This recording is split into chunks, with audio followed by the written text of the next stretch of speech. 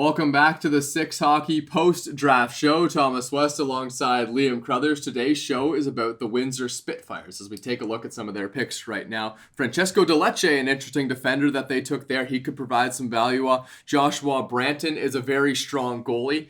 And this is probably one of the most interesting picks of this draft that the Spitfires took. A very solid goalie there with one of the last picks they had coming out of the GTHL. They had some interesting players there. Didn't focus on the GTHL too heavily with their first couple of picks, but I like the value that they got in some of those players. Yeah, and they tried to find some late round value as well. We take a look at a guy they took in the 6th round. This one, Francesco De Leche, a guy with a bit of size on the defensive side of things, and he shut things down for his team in the 2019-20 season. Pick 101, and for the Toronto Marlies in 33 games, he had 7 points, focused more on the defensive side, but I do like the elements that De Leche brings to the back end for the Spitfires.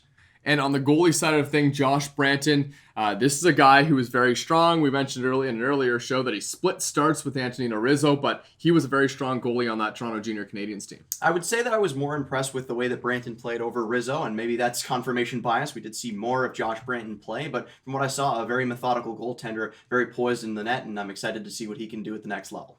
Yeah, consider this a very good pick as well because goalies don't necessarily get drafted as high, but Branton going in this round, that is pretty impressive. So they have some faith in him to try and make the team in future years. As we take a look at our next pick now, this guy, Kihei Haegera. This is an interesting guy. He's got some great hands. He's not the biggest guy in the world, but this is a guy who could provide some value for this team in the future. Yeah, and at 5'8" and 154 pounds, he's not afraid to get into the corners either. He does have a good set of hands, like you said, though. And in 28 games played, he was able to put together 14 points, selected 243rd overall. We had mentioned that the Spitfires didn't wait, or they waited until the late rounds to make some of the GTHL selections. I do think that they got a good player here with this pick. Kane Tucker is the next guy, a very familiar name, a guy who put up 7 points in 30 games with the Toronto Titans. Another guy who's not the biggest guy, but looking to grow into his body a little bit, and he has some skills.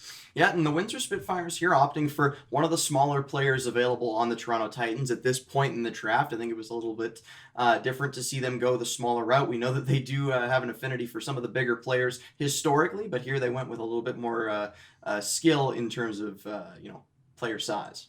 And they finished off their draft with a 15th round selection of Michaelcesario, a guy who put up 8 points with the North York Rangers last year. A little bit bigger guy here, and another guy they hope to make the team in the future. And 291st, you don't expect this guy to make the team out of camp or be on the top line very quickly, but Cesario might factor in as a 3rd or 4th line forward at some point for the Windsor Spitfires. Yeah, so let's keep an eye on this Windsor Spitfires team. Some talent for the future, an interesting goalie as well, and a strong defender. We appreciate you tuning in to the Six Hockey post-draft show from Thomas West and Liam Crothers. We'll see you next time.